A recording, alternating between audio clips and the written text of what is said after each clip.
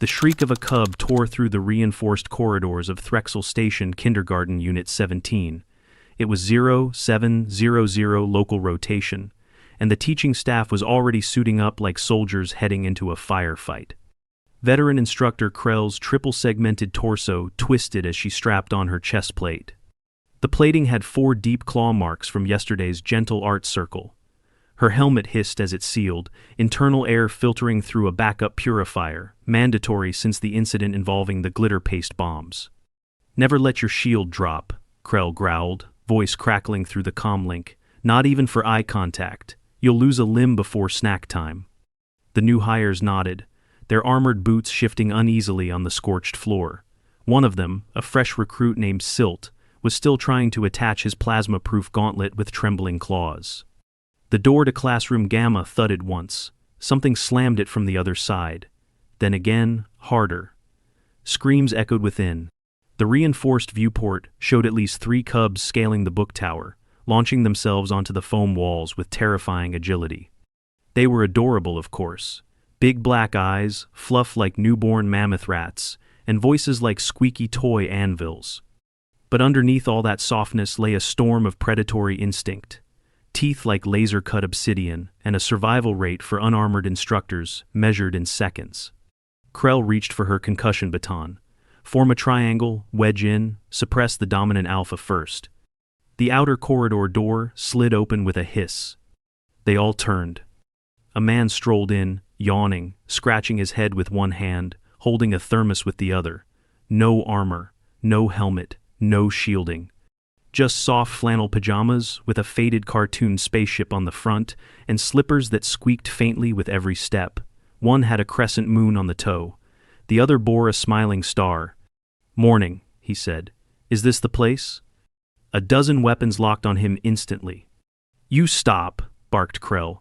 "You cannot enter the classroom. You are unshielded, unlicensed, and clearly suicidal." "I'm Daniel," the man said, pausing to sip from his thermos. "The exchange teacher. I got the form stamped at Central Hall.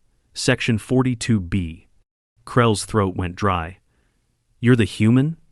"That's me," Daniel said, swaying slightly. "Sorry I'm a bit late. Jet lag. Didn't know Threxel rotated every 17 hours.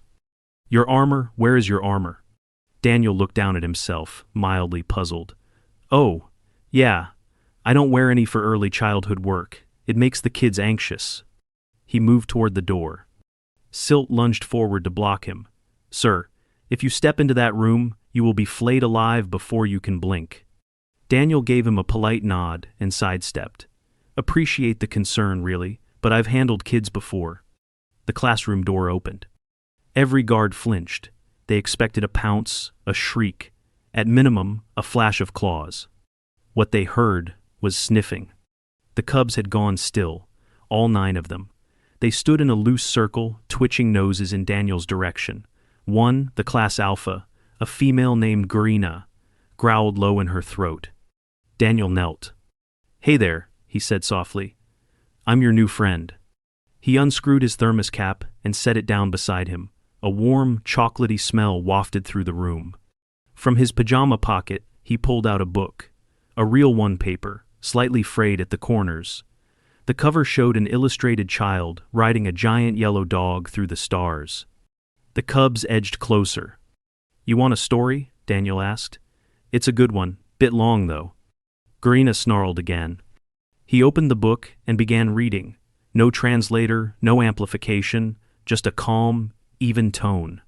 And Max, the boy, wore his wolf suit and made mischief of one kind. The growling paused. One cub crept forward and sniffed Daniel's slipper. Another circled behind and poked his shoulder, claws withdrawn. Garina sat back on her haunches. Daniel turned the page. His mother called him Wild Thing, and Max said, "I'll eat you up." So he was sent to bed without eating anything. A cub climbed into his lap. Another pressed into his side. 5 minutes later, Daniel was buried in a living pile of drowsy furballs. One snored against his shoulder, another gnawed absently on his sleeve, then gave a sleepy purr and stopped.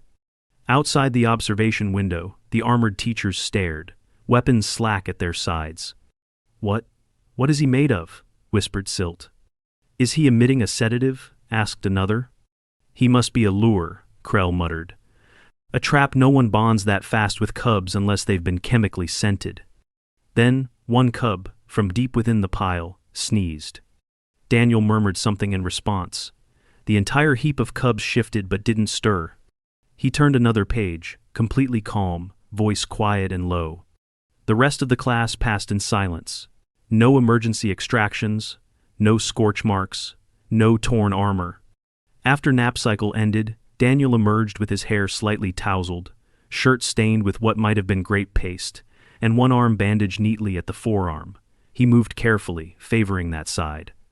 They got you? Krell asked, half triumphant, half relieved. One of the younger ones, he admitted, sitting gingerly. Didn't mean to. Got startled when I turned the page too fast. Little nip, not deep. Cleaned and disinfected it right away. He flexed the hand slowly, testing movement. No tendon damage. Probably bruising under the puncture though. I'll ice it after snack cycle. You stayed in there, said Silt, after being bitten. Well, yeah. Daniel shrugged. You don't bail on a toddler story just because someone gets a little over-enthusiastic. You didn't retaliate, or signal for help. Should I have? Daniel took another sip from his thermos. I mean, what would that teach them? The aliens stared. A few sat down, clanking in their gear. Daniel smiled faintly. You think this is wild? You ever seen a sugar crash in a room full of 6-year-olds after Halloween? No one replied. I've had one kid glue another kid's shoes to the ceiling. Another tried to eat a hamster. This? He gestured toward the cubs, now snoozing peacefully in a pile behind the glass. This is just another Tuesday. Krell leaned in, voice hushed. You're not immune to them? Daniel pulled back his sleeve, showing an old, curved scar near the elbow. Got this from a Labrador retriever when I was 5. Thought it was hugging me. I thought the same thing. He laughed quietly. We just learned to read the chaos. You give it calm, you get calm back. Eventually. The battle-suited staff stared at his pajama-clad figure, his bandaged arm, the scent of cocoa still lingering in the air. Outside, the cubs stirred. One opened a sleepy eye, spotted Daniel through the glass, and bared its tiny teeth. It was meant to be a threat. But it looked suspiciously like a smile. The next rotation began with an emergency strategy meeting. Instructor Krell tapped the display screen with the edge of her gauntlet. Footage of Daniel from the previous day, looped in silence, the human cross-legged, book open, with Grina sprawled across his lap like a sunbathing predator. We've reviewed the footage 10 times, she said, ignoring the low muttering. He does not emit tranquilizing pheromones, no auditory subfrequency manipulation, no neural disruption pulses. The human Daniel is just a human. Silt raised a trembling claw. But he was bitten, Krell. Any one of us would have lost a limb from that angle. The jaw force of a Threxel cub is... Yes, we know, Krell snapped. They are weapons with whiskers. Another instructor leaned forward. And he still went back in there this morning. Same pajamas, slightly cleaner. The staff monitor flickered to a new feed. Daniel, crouched beside 2 cubs who were tugging a foam mat in opposite directions. He spoke quietly. One growled, the other bared teeth. Daniel poured a tiny splash of cocoa into a plastic training cup and placed it on the ground. Both cubs paused. The tug-of-war turned into sniffing, then cautious sipping. Moments later, they were curled side by side beneath a climbing net, sharing a crayon. What is that drink? Asked Silt, voice hushed with the awe of someone witnessing alchemy. Cocoa, Krell said. We scanned it. Non-toxic, low-stimulant content contains sugar. Gasps rippled through the staff room. He's drugging them, cried one instructor, clearly relieved to have found the answer. Then why are they less hyper? Krell said. I've tasted it. It's just warm, sugar, milk with flavor. The room fell silent again. Daniel's second day ended with fewer bite marks, but a cracked toenail, courtesy of an accidental stomp from a cub leaping off a jungle gym. He soaked the foot in cool water in the infirmary, while 2 medical bots hovered nearby, chirping diagnostic data. No fracture, one confirmed. Nail will discolor and fall off in 7 to 10 Earth days. Healing estimated within 3 weeks. Daniel nodded and rubbed his temples. Good. Was worried it split. Krell stood just inside the doorway, watching. Her armor was unscathed today. She hadn't stepped into the classroom once. You didn't signal for assistance. Daniel looked up. Didn't need to, he didn't mean it, just too excited. You are aware these cubs regularly incapacitate instructors in fully reinforced suits. I noticed. He paused. But I'm not trying to overpower them. I just stay low. Stay warm. Let them burn off the storm. Why pajamas? She blurted. Daniel blinked. What? The pajamas, Krell said. They are utterly defenseless. Why not wear at least fabric armor? Daniel smiled. Because they're familiar. Soft things lower defenses. Human kids have the same reaction. Pajamas mean safety, sleep, warmth. He tilted his thermos toward her. You all walk in looking like a mech squad. If I were 2 feet tall and full of teeth, I'd fight too. Krell stared. She didn't argue. Day 3 began with screaming. Krell was already in her armor when she heard the high-pitched howls echo through the corridor. Classroom Gamma's emergency lights were strobing red. The door was sealed. Inside, chaos thrashed. The staff scrambled. Silt clattered into position with his net cannon. Another instructor loaded a tranquilizer module. Garena again? Someone asked. No, Krell said, checking the data stream. New one, cub called Rec. Footage showed the small male spinning in circles, foaming at the mouth not from illness but pure, unfiltered fury. 3 overturned tables, 1 melted play projector, and a shattered viewing panel lay in his wake. No one go in, Krell ordered. He's in a full frenzy. He'll shred air. Daniel walked into the corridor, slippers quiet on the floor. He glanced at the chaos, then at the instructors bracing for combat. Anyone hurt? Not yet, said Krell, but they will be. Daniel set down his thermos. Give me 60 seconds. That is suicidal. Daniel didn't reply. He pressed the override on the classroom door. It hissed open. The screech that emerged was feral. Rec flung a chair through the air. It embedded itself 3 inches into the far wall. Bits of foam fluttered down like confetti. Daniel stepped inside. The door shut behind him. For the first 15 seconds, the staff stared at the sealed door, frozen in horrified anticipation. At second 20, Silt activated the breach countdown. At second 42, Krell raised her weapon. At second 59, the door opened again. Daniel walked out, unbloodied, holding Rec like a toddler. The cub was draped over his arm, growling softly, nose pressed into Daniel's chest. Daniel looked exhausted. Sweat clung to his neck. He had 1 new bite mark on his upper arm, oozing faintly, but his other hand cradled the cub's head gently. Get me some antiseptic and gauze, he said quietly. The medical bots moved fast. Krell followed him into the infirmary. What did you do? Daniel hissed as the bot cleaned the wound. Just waited, sat down, told him a story I used to like when I got too mad to think. Was that the only injury? Daniel pulled back the pajama sleeve, revealing 4 deep scratches, still weeping. Not the worst I've had, he muttered. How long will that take to heal? Scratches? 2 weeks, maybe 3. This bite's deeper though, might need a tetanus shot. You knew he could kill you. Yeah. Why did you go in there? Daniel looked at her. Because he was scared. The room went quiet. By the end of the week, Daniel's presence had become routine. The cubs didn't charge when the classroom door opened. They didn't attack new toys. One, even under supervision, shared a paintbrush. Daniel carried new scars. One wrapped around his wrist like a red bracelet. Another trailed down the side of his calf, just above the slipper line. He limped a bit on Fridays. But the cubs followed him like ducklings. He still wore pajamas. The armor-clad instructors began watching more than intervening. A few even removed their helmets, just inside the observation chamber, curious. Why do they listen to him? Silt asked one afternoon, sipping warm broth. Because he listens to them, Krell said, almost surprised to hear herself say it. Daniel walked by with a cub on each hip. Snack time, he called. They're requesting blue fruit again. You might want to lock the storage room. They watched him go. Behind him, trailed, the storm soothed, for now.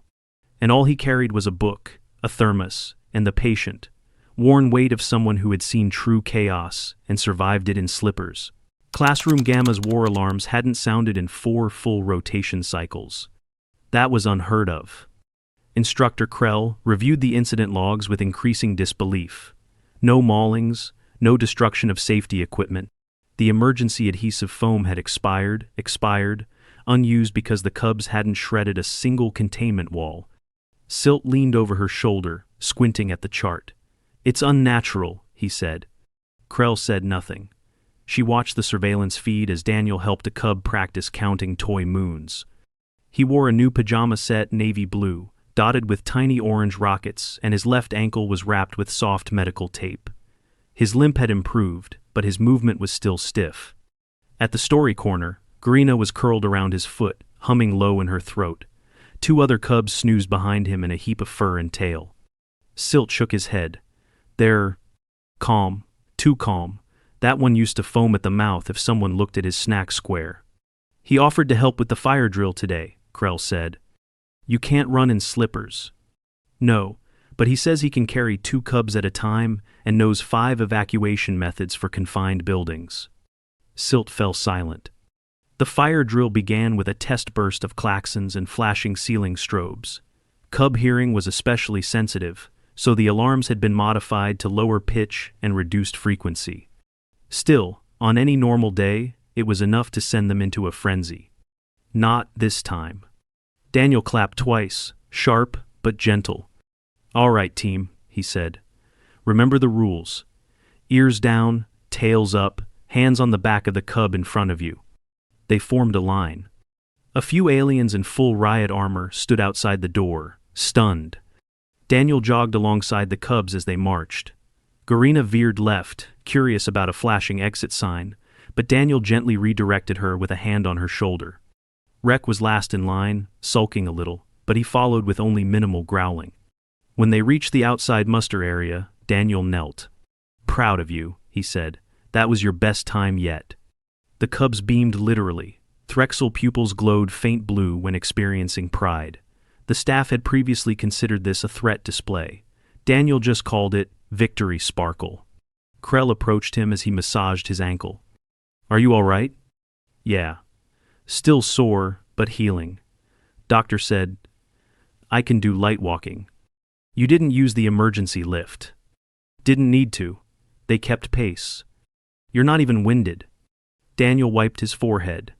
"Human kids will do anything to not walk, so I've been lugging squirming creatures around for years. Builds core strength." Krell stared. That evening, the staff met in the debrief chamber. There was a tension in the room, less about danger, more about identity. "I can't believe I'm saying this," said one instructor slowly, "but we should observe his methods closely. I think the cubs are evolving faster." "He uses no command tones," said another. "No vocal suppression, no posture dominance." "He reads to them," Silt muttered, baffled. "And they sit still." Krell remained silent, arms folded. When the room emptied, she sat alone with the internal footage from earlier that day. The camera had caught a quiet moment during free play. Daniel sat on a pillow, a crayon wedged behind one ear. A cub approached from behind, claws extended, as if intending mischief. Daniel turned just in time, but instead of flinching, he opened his arms. The cub paused, then ran into the hug. Krell leaned back in her seat, troubled. She'd always seen the cubs as future soldiers, hard, fast, and ruthless, born of flame and raised in chaos. But Daniel saw something different. He saw children. 2 days later, during creative construction hour, a cub attempted to eat a glue dispenser. Daniel didn't yell. He walked over, gently took the dispenser, and replaced it with a chunk of blue fruit and a plastic chew ring. "Non-toxic doesn't mean tasty," he said. "Try this instead. You can gnaw it into shapes." The cub obeyed. Behind the observation window, Instructor Felra turned off her suit's voice filter. "He doesn't command, he just redirects." Later that day, Daniel noticed Felra stepping into the classroom. Not fully armored, just the vest, no gauntlets. Her face was visible for the first time. "You all right in here?" she asked hesitantly. Daniel nodded. You're welcome to stay. She did. She read a book aloud, haltingly, awkwardly, but the cubs listened. No one got bitten. No one had to be restrained. When the bell rang, Felra returned to the observation hall, stunned and speechless. Krell met her with a cup of broth. Well? Felra took it, hands trembling. I think I understand now. It's not armor that keeps us safe. It's how we show them who we are. Daniel sat in the infirmary again that night, ankle elevated, sipping his now lukewarm cocoa. The bruising had deepened, and the top of his foot had turned a dull purple. The medical bots fussed over it. Moderate soft tissue trauma, one chirped. Recommend limited movement for another 6 Earth days. Krell stepped in, observing silently. You're not healing quickly, she said. No, humans aren't fast healers, but we're stubborn.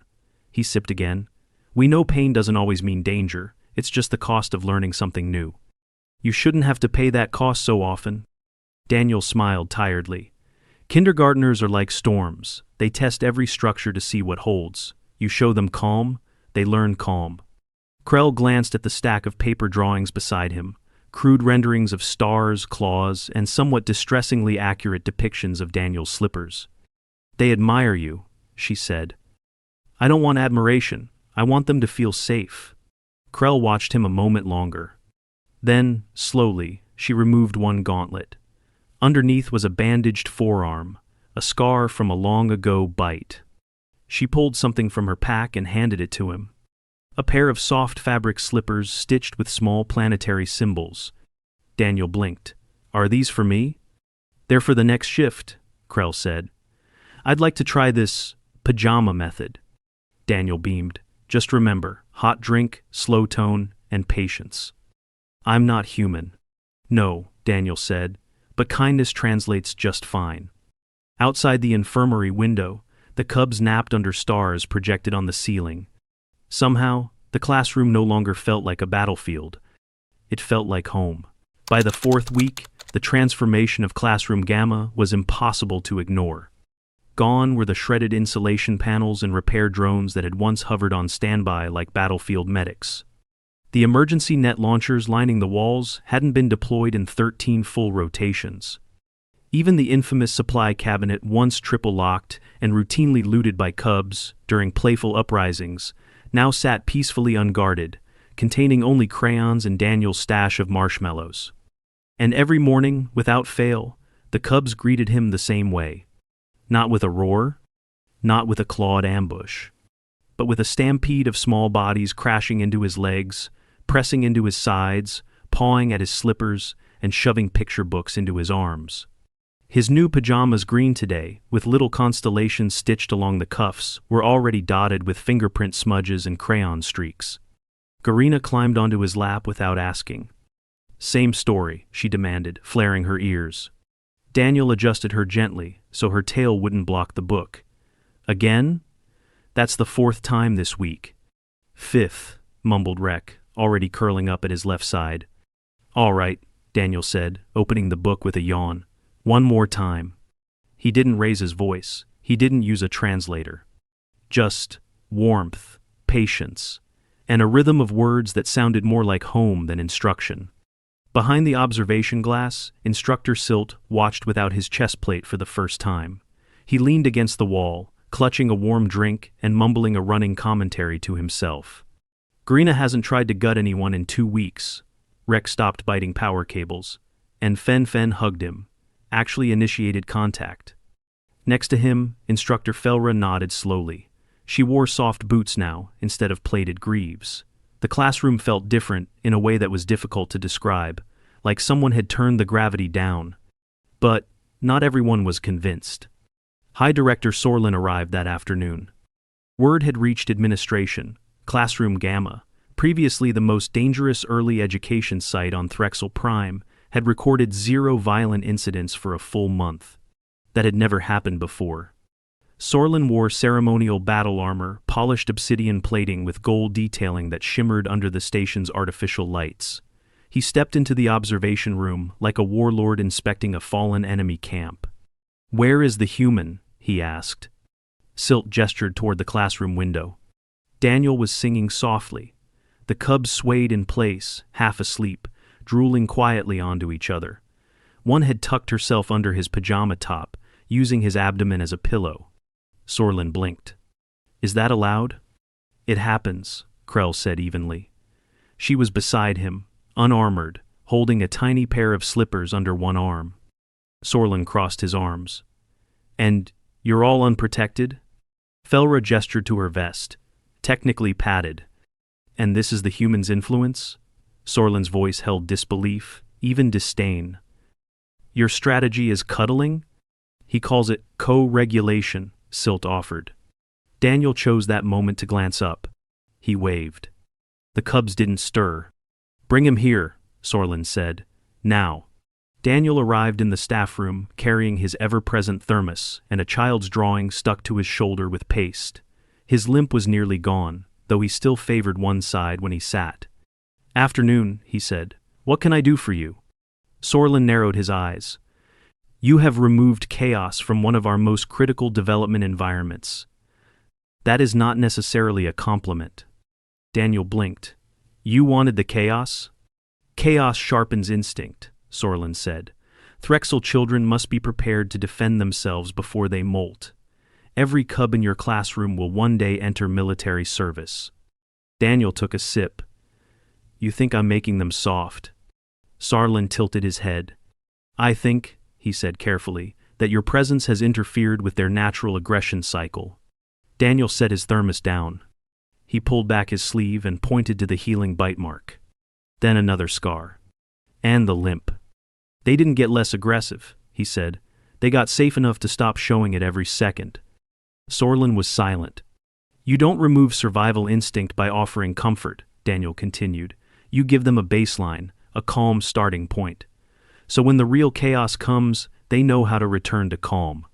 Krell stepped forward quietly. "They've improved cognitively. Their linguistic complexity has doubled. They cooperate. They resolve fights without escalation." "They apologize," Silt added, amazed. Sorlin frowned. "What do you claim is responsible for this?" Daniel thought for a moment. Then he pulled a small object from his pocket. A ragged bedtime storybook, creased, stained, and held together with tape. "Words," he said simply, "and showing them that being cared for isn't a weakness." Sorlin looked down at the book, then back up at Daniel. "And if the chaos returns?" he asked. "If the cubs turn again?" Daniel smiled. "Then, we start over. We sit down, we breathe, we read, and we remind them that being a storm doesn't mean they can't also be someone's shelter." Sorlin said nothing. Then, after a long silence, he turned and left. Nap time, 3 days later.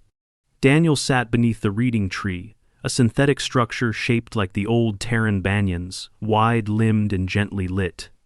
Around him, the cubs had piled up like leaves, snoring softly, paws twitching in dreams. He had one arm bandaged again, fresh claw slice, this time from a disagreement over block towers. But the cub had helped him clean the wound. Had cried while apologizing. Daniel never raised his voice. He just said, "I know you didn't mean to. Let's work on better ways next time." He looked around the room now and saw not chaos but potential. Fur and claws and teeth, yes. But also giggles, curiosity, and trust. Instructor Krell approached silently and sat beside him, handing over a new mug of cocoa. She had replaced her chest plate with a padded vest. On her feet were slippers stitched with moons. She spoke softly. "The new recruits start tomorrow. We're assigning them here." Daniel chuckled. "Throwing them in the deep end, huh? We're giving them a chance to learn calm before they learn force." He looked over at her. "You've changed your stance. You've changed your stance. You've—" "No," she said. "You changed mine." Daniel leaned back against the tree. Outside the observation window, Sorlin passed by unarmored, hands clasped behind his back, staring into the room with an unreadable expression. He paused just long enough to nod once, and then kept walking. As lights dimmed across the station and the artificial evening set in, Daniel tucked the book beneath his arm, careful not to disturb the cubs. One stirred. "Wreck." His voice was thick with sleep. "Tomorrow? More story?" Daniel smiled. Always. The cub curled closer. And across the room, battle suits hung unused on the walls, gleaming relics of a time when the only way to survive was to dominate. But now, a new uniform had taken root. Soft cotton, warm cocoa, gentle presence. And at its center, a man in pajamas, sitting among small monsters, reading them gently into dreams.